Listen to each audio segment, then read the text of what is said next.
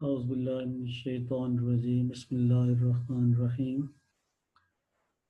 Dear students, today we are going to discuss second question of exercise 3.2. Last time हमने इसके question number 1 के कुछ parts किए थे और मैं उम्मीद करता हूँ कि आपको सारे क्वेश्चन समझ आ गए होंगे। और उसमें ज़्यादातर क्वेश्चन के अंदर हमने पावर रूल यूज़ किया था, सिवाय एक आध क्वेश्चन के जिसमें हमने लॉग का फार्मूला भी यूज़ किया। उसके अलावा उसमें एक एक्सपोनेंशियल वाला फार्मूला भी यूज़ होता है ई पावर एक्स का। तो आज हम इसी सिलसिले को आगे बढ़ाएंगे और 3.2 के क्वेश्चन नंबर 2 की तरफ चलेंगे। इसमें काफ़ी अहम क्वेश्चंस हैं और ये शॉर्ट क्वेश्चंस के हवाले से ख़ास तौर पर इम्पोर्टेंट है।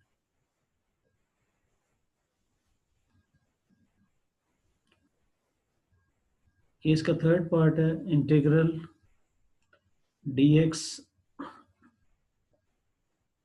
Over under root x plus a plus under root x. इसमें हमने पावर रूल लगाना, लेकिन उसकी एक्सटेंशन फॉर्म में। पावर रूल हमने पढ़ा था सिर्फ सिंगल वेरिएबल के लिए, हम उसको फंक्शन के लिए भी एक्सटेंड कर सकते हैं। लेकिन जैसे ये फंक्शन है, अगर एक फंक्शन है पूरा, उसकी पावर n है, साथ में उसका डेरिवेटिव मौजूद है, तो हम उसके पावर n+1 और n+1, इनके जो उसकी ओरिजिनल पावर है उसे और ऐड कर देंगे और वही पावर नीचे लिख देंगे। और आपको याद होगा कि ये फार्मूला n की सारी वैल्यूज के लिए वैलिड है, सिर्फ -1 के लिए वैलिड नहीं है। क्योंकि -1 के केस में ये नया फार्मूला बन जाता है, वो भी हम इस क्वेश्चन के कुछ किसी पार्ट के अंदर यूज़ करेंगे। तो जब ये -1 होगा, n की वैल्यू -1 होगी, ये डिनोमिनेटर में चला जाएगा और फिर ये नेचुरल लॉ का फार्मूला बन जाएगा। अब इसमें as it is power rule हम अप्लाई नहीं कर सकते, पहले इसमें हम कुछ अमेंडमेंट करेंगे, जो कि अंडर रूट इन्वॉल्व है, अंडर रूट खत्म करने के लिए रेशनलाइज करेंगे। देखें, अंडर रूट एक्स प्लस ए माइनस अंडर रूट एक्स, इससे मल्टीप्लाई भी करेंगे और डिवाइड भी करेंगे। ठीक हो गया। तो यहाँ डी एक्स मिसिंग है, डी एक्स होना चाहिए, डी एक्स ज़रूरी है, ये मैं यहाँ लिख देता हूँ, इसको आप नोट कीजिएगा, डी एक्स।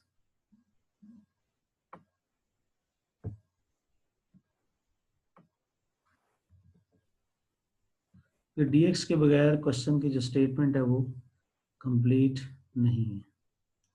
ठीक हो गया, इसको नोट कर लें, डी एक्स यहाँ पर आएगा।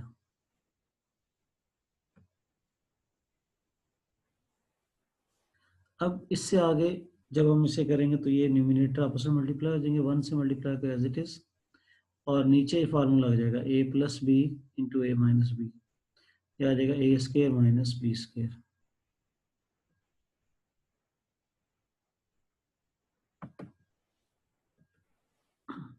ठीक हो गया जी, ये ऊपर वाला 1 से मल्टीप्लाई हो गया, नीचे ए स्केयर माइनस बी स्केयर, तो ये स्केयर अंडर रूट कैंसिल हो जाएंगे, ठीक है, दोनों अंडर रूट से बाहर आ गए, एक्स और एक्स कट जाएगा। अब हमारे पास दो इंटीग्रल आ गए, दोनों के दरमियान माइनस है, तो इस माइनस की वजह से हम इनको दो अलग अलग इंटीग्रल की फॉर्म में लिखेंगे। एक्स और एक्स कट जाएगा, जो नीचे ए बचेगा, ये ए चूंकि कांस्टेंट है, इसको हम इंटीग्रल साइन के बाहर लिख सकते हैं।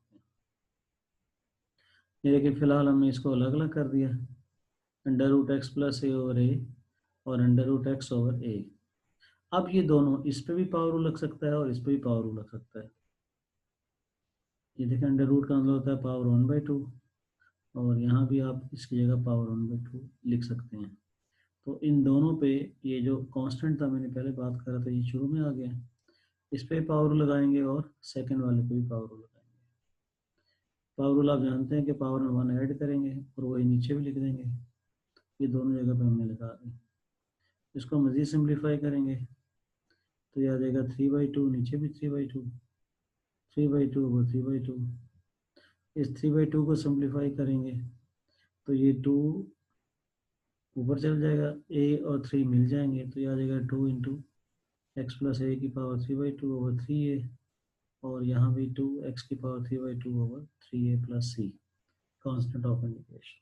तो ये क्वेश्चन नंबर 2 का आज हमने पहले थर्ड पार्ट कर लिया। अब इसका फोर्थ पार्ट है। इस फोर्थ पार्ट से मिलता जुलता क्वेश्चन हमने एक प्रीवियस के अंदर भी किया था। क्वेश्चन नंबर 1 के एक पार्ट के अंदर, ठीक है। इसमें आपको मैंने पहले भी डिस्कस किया था कि इसमें जो इसकी बेस है इसका डिफरेंशियल डेरिवेटिव कह लें या डिफरेंशियल कह लें वो 7 चाहिए। अगर खाली बेस x हो तो उसका डिफरेंशियल dx होता है, वो तो साथ मौजूद है। लेकिन a - 2x का डिफरेंशियल dx नहीं होता, ये -2 dx होता है। मतलब यहाँ -2 आपको रिक्वायर्ड है। तो ये आप देखेंगे इस क्वेश्चन के अंदर -2 हम मल्टीप्लाई डिवाइड करके लेकर आए। हमने फंक्शन को a - 2x लेट कर लिया। अब आप इसका डेरिवेटिव लेंगे, डेरिवेटिव -2 आ जाएगा। मतलब ये मैं आपसे बात कर रहा था, dx के साथ -2 चाहिए हमें। तो हम क्या करेंगे, मल्टीप्लाइंग एंड डिवाइडिंग में -2 कर देंगे। मल्टीप्लाइंग एंड डिवाइड में देखिए -2 से डिवाइड कर दिया, -2 से मल्टीप्लाई कर दिया। अब वो जो हमारी रिक्वायरमेंट थी कि बेस का डिफरेंशियल 7 होना चाहिए, तो -2 dx को 7 हमारे पास कंप्लीट हो गया। क्योंकि ये फंक्शन है, ठीक, ये फंक्शन है f(x⁴3/2) और साथ में उसका डेरिवेटिव है। ये मैं बाद में लिखना चाहिए, चले पहले लिख दिया, लेकिन ये लिखा हुआ बाद में होना चाहिए। जब इसके साथ बेस के साथ डिफरेंशियल मौजूद होगा तो इसमें पावर रूल लगाएंगे। देखें पावर रूल लगा दिया, पावर 3/2 थी, इसमें 1 ऐड कर दिया और वही फिर नीचे लिख दिया इसको, +c कांस्टेंट ऑफ इंटीग्रेशन। ये आ जाएगा 5/2 और नीचे भी 5/2 आ जाएगा, 2 से 2 कट जाएगा तो -1/5। ये a - 2x⁴ 5/2 और 5 + c कांस्टेंट ऑफ इंटीग्रेशन, ये हमारे पास आंसर आ गया। ये क्वेश्चन नंबर 2 का फोर्थ पार्ट हो गया। अब ये क्वेश्चन है क्वेश्चन नंबर 2 का सेकंड पार्ट। ये बेसिकली तो नेक्स्ट एक्सरसाइज 3.3 से मुतल्लिक है। इसको हम अभी डिस्कस नहीं करते, इसको हम 3.3 एक्सरसाइज के अंदर ही डिस्कस करेंगे।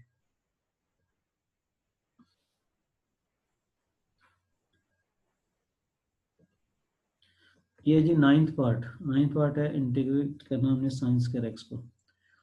अब देखें इंटीग्रेशन मैं आपको पहले बार बार कह चुका हूँ कि ये रिवर्स प्रोसेस है डेरिवेटिव्स का, ठीक है। अब साइंस के एक्स अगर आप याद करें तो कोई भी ऐसा ट्रिग्नोमेट्रिक फंक्शन नहीं था कि जिसका डेरिवेटिव साइंस के एक्स था। इसका मतलब है साइंस के एक्स को हम डायरेक्ट इसके इंटीग्रल का कोई फार्मूला नहीं है। इसको इंटीग्रेट करने के लिए हमें इसका फार्मूला जो हमने एक ट्रिग्नोमेट्री के अंदर पढ़ा फर्स्ट ईयर के अंदर वो यूज़ करेंगे, साइन स्क्वायर एक्स के लिए भी और कॉस स्क्वायर एक्स के लिए भी।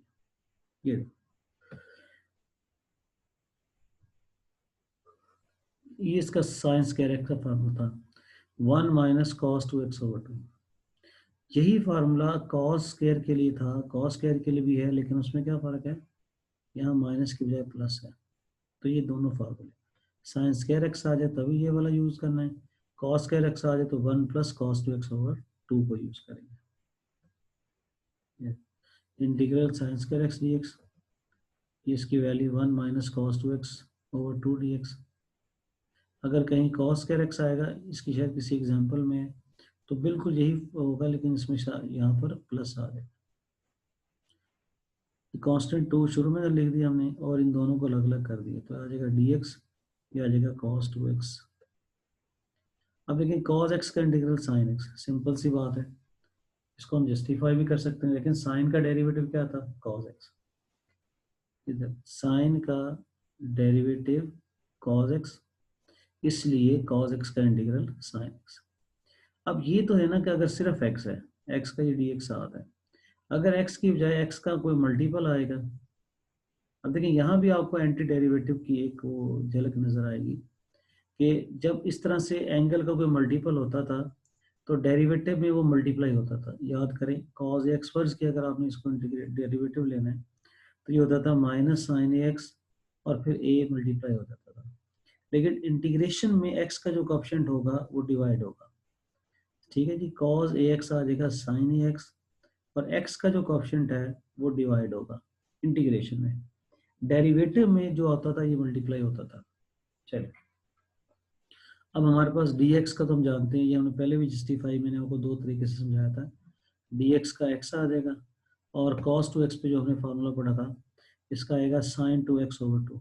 ये देखिए dx का x आ गया, 1/2 का ऑप्शन था, cos 2x का आ गया sin 2x over 2, ये 2 दोनों मल्टीप्लाई हो जाएंगे तो आंसर आ जाएगा 1/2x minus sin 2x over 4 plus c constant of integration. तो ये 9th पार्ट था। आगे जी 11th पार्ट है, ठीक है। इसमें देखिए नीचे फंक्शन है, ऊपर एग्जैक्ट डेरिवेटिव। अब ये फार्मूला जो मैं आपसे बात कर रहा था कि वो formula n is equal to -1 के लिए वैलिड नहीं है, शुरू में डिस्कस किया था। तो अगर n -1 होगा तो ये फंक्शन नीचे आ जाएगा, ऊपर डेरिवेटिव, नीचे फंक्शन ऊपर डेरिवेटिव, तो ये natural log of F of x का फार्मूला होगा। ये हम पहले पढ़ चुके हैं, वहां पर हमने 1/x dx पढ़ा था। तो 1/x dx जो है वो नेचुरल लॉग ऑफ एक्स आया था। तो इसमें देखिए नीचे वाले का एग्जैक्ट डेरिवेटिव तो नहीं है, लेकिन थोड़ी सी अमेंडमेंट करें तो आ जाएगा। देखिए ए एक्स स्क्र का होता है 2x, 2bx का होता है 2b, मतलब 2 की कमी है, 2 से मल्टीप्लाई डिवाइड करेंगे तो नीचे वाले का डेरिवेटिव बन जाएगा। जब नीचे वाले का एग्जैक्ट डेरिवेटिव बनेगा तो हम लॉग का फार्मूला लगा देंगे। ये देखिए फंक्शन हमने इसको लेट कर लिया तो इसका डेरिवेटिव आता है 2x प्लस 2b, 2 कॉमन ले लिया। अब देखें असल में हमें ये चाहिए 2 इंटू ए एक्स प्लस बी, जबकि हमारे पास सिर्फ है ए एक्स प्लस बी। तो ये जो 2 है ये लाना पड़ेगा, तो कांस्टेंट लेकर आना मसला नहीं है, हम 2 से मल्टीप्लाई डिवाइड कर लेंगे। मल्टीप्लाइंग एंड डिवाइडिंग बाई 2, ये देखिए 2 से डिवाइड मल्टीप्लाई कर लिया। अब नीचे वाले का पूरा पूरा डेरिवेटिव, ये वाला फॉर्मूला बनता है, नीचे फंक्शन है ऊपर डेरिवेटिव, तो ये लॉग का फॉर्म लगेगा यहाँ पर। तो यहाँ पहले फंक्शन के लिए लगा दिया इन जनरल फॉर्म में, और वैसे ही पूरा हमारा जो डिनोमिनेटर है वो है 1/2, वो है a x square plus 2bx plus c. तो इसका चूंकि ऊपर डेरिवेटिव है, तो जब भी किसी फंक्शन का ऊपर डेरिवेटिव होगा तो उसका नेचुरल लॉग प्लस सी। ये सी यहाँ पर थोड़ा सा अगर आप चाहें तो उसको चेंज कर सकते हैं, क्योंकि सी एक ऑलरेडी क्वेश्चन के अंदर यूज हो गया। तो just for sake of difference create करने के लिए आप उसको C1 की बजाय सॉरी सी के बजाय C1 लिख सकते हैं अगर आप लिखना चाहें। सी भी चल जाएगा लेकिन बेहतर है कि आप इसको C1 यूज करें। ये 14 पार्ट है जी, ये है इंटीग्रल tan स्क्वायर x। अब tan स्क्वायर x का भी देखें, जैसे sin स्क्वायर x वाला किया था, डायरेक्ट कोई फार्मूला नहीं है, तो हम यहाँ पे आइडेंटिटी यूज करेंगे tan x की। एज वी नो दैट ये हमने आइडेंटिटी पढ़ी हुई है, मैट्रिक में पढ़ी है और फर्स्ट में पढ़ी थी। यहाँ से tan स्क्वायर x की वैल्यू क्या आएगी, 1 उधर जाके माइनस हो जाएगा, सो tan स्क्वायर x आ जाएगा secant स्क्वायर x -1, और secant स्क्वायर x का इंटीग्रल है, ठीक है, ये आपको याद होना चाहिए। देखिए tan x का डेरिवेटिव secant स्क्वायर x, इसलिए secant स्क्वायर x का इंटीग्रल जो है वो tan x होगा। ये जो जितने मैं फार्मूले यहाँ पे लिख रहा हूँ नोट कर लें, ये बुक के अंदर पेज नंबर 125 में मौजूद हैं, तो आप वहाँ से ये सारे फार्मूले देख सकते हैं, उनको याद भी कर सकते हैं। अब ये tan स्क्वायर x हम यहाँ पुट करेंगे, उसकी वैल्यू पुट करेंगे। देखिए tan square x dx, tan square x की वैल्यू आ जाएगी secant स्क्वायर x -1 dx। अब secant इसका भी इंटीग्रल है, इसका भी इंटीग्रल है, इन दोनों को अलग अलग कर लेते हैं। ये देखिए integral secant square x dx minus dx, इसका आ जाएगा tan x और dx का x आ जाएगा, so tan x minus x plus c, इसका आंसर आ गया। तो हमने क्वेश्चन नंबर 2 के कुछ पार्ट्स कर लिए मैक्सिमम, जो कुछ रिमेनिंग पार्ट्स है वो आपकी एक्सरसाइज है, तो उसको अच्छे तरीके से करें। आजकल मैंने आपको एक प्रीवियसली एक टेस्ट भी दिया था, तो बहुत सारे बच्चों ने वो टेस्ट नहीं किया, उनमें कुछ एतराज़ था कि ये क्वेश्चन आउट ऑफ सिलेबस है। बेटा जो भी क्वेश्चन आपको दिए हैं वो आपने कंप्लीट करने हैं, और कोशिश करें उनका जो टेस्ट है वो मेरे सेपरेट नंबर पे इनबॉक्स में जो है ना वो उसको सबमिट करवाएं, ज़रूर करवाएं, क्योंकि इसका रिकॉर्ड बनेगा, तो इसको ज़रूर किया करें। उम्मीद है ये आपको क्वेश्चन समझ आ गए होंगे। इनमें अगर कोई प्रॉब्लम हो तो आप मुझे बाद में सेपरेटली मुझसे पूछ भी सकते हैं। अपना ख्याल रखें, अल्लाह हाफिज़।